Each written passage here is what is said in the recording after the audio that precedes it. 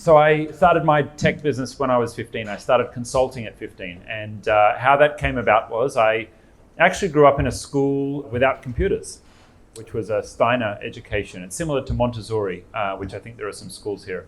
And so I had no TV, no Game Boys, no computers, no PlayStation. And my parents ended up divorcing. And my stepdad had a computer. I was, I think, 8 or 9 years old, and I was like, oh my God, what are these things? Like, this is exciting, right? And my dad or someone, I think, had bought me a book on how to build your own computer. And so I decided to build my own computer eventually. And so I had to work out which RAM sticks were compatible, which hard drives would work. I had to then boot it up. I had to install an operating system, which at that point was multiple floppy disks to install an operating system, and then eventually, CD-ROMs and that kind of thing. And I loved it. I found my technical brain worked really well, and I've got a bit of an engineer brain. And so solving problems, tinkering with things, making things better, when things broke, fixing them was a real natural thing for me. And over the next few years, I'd be building computers so I could play games on them with my brothers because we wanted to have computers to play games on. And so we found some old computers. I think they'd been, discarded or thrown away. And we decided to get the books in the library, learn how to fix them, and we had to network them by hand. So we're punching in static IP addresses. They were not even patch cables. They were crossover networking cables. So we had to get them talking to each other. And I think we were playing Age of Empires and, very early multiplayer LAN games.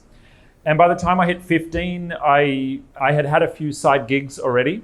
So I think I was born with an entrepreneurial gene somehow. I'm very lucky in that way. I had my purpose, and I knew what, I guess, my path was, and that was a path into business. And before I started my IT business, I had already had 3 illegal businesses.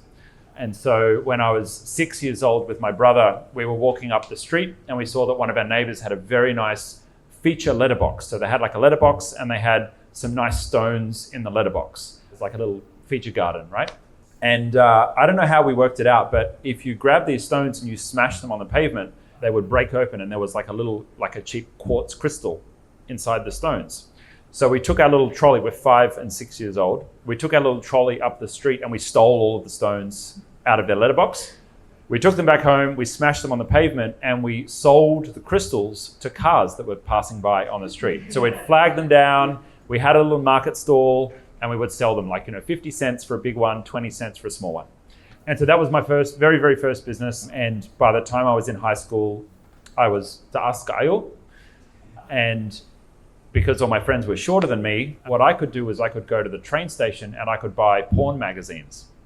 And because I looked 18, even though I was 14, they would let me buy the magazines without asking any questions. And maybe they just wanted the sale. Maybe they didn't care, whatever. Anyway, but I would buy the magazines and then I would on-sell them for a profit. And because I was the only one in the market, I'd make a lot of profit on those. The third one was selling CDs. I'd burn CDs and sell them, and that was fun too. But I got to 15, all of my friends started working at McDonald's, and they were earning $7 an hour. And I said, oh, well, I don't want to work for $7 an hour. I want to work for $20 an hour. And so I could start charging for my time with computers, because I was good enough at them by then that I was naturally starting to help out friends and family, and I just started charging for my time.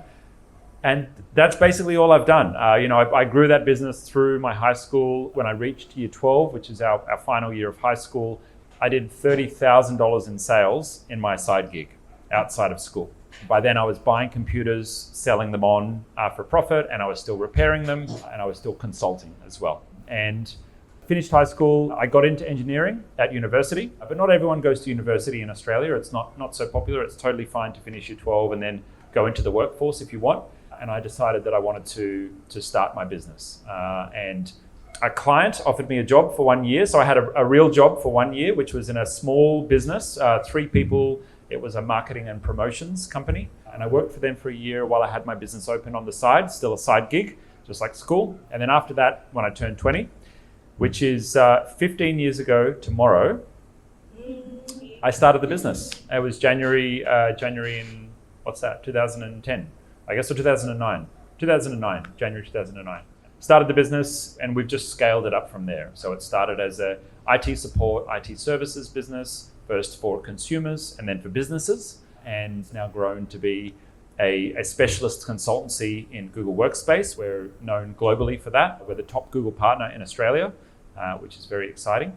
And I still lead the business now. I'm not the CEO anymore. We have a CEO, but I'm more founder duties now. So steering the spirit of the business and serving our customers, which are small business owners, and helping to support our amazing team as much as possible, and our leadership team, of which Regina, our CFO, is here, our group CFO, who's a big support, taga Davao siya as well. And Regina was the one who introduced me to Davao. When I first started visiting the Philippines, because we started building our team here, Regina was one of the first batch, 8 years ago now, I think. We were visiting Cebu and Manila, and Regina said, come to Davao, it's beautiful here. Life is here, blah, blah, blah.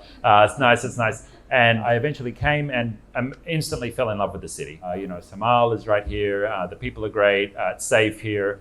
And it's a great city to do business in as well. There's great talent here.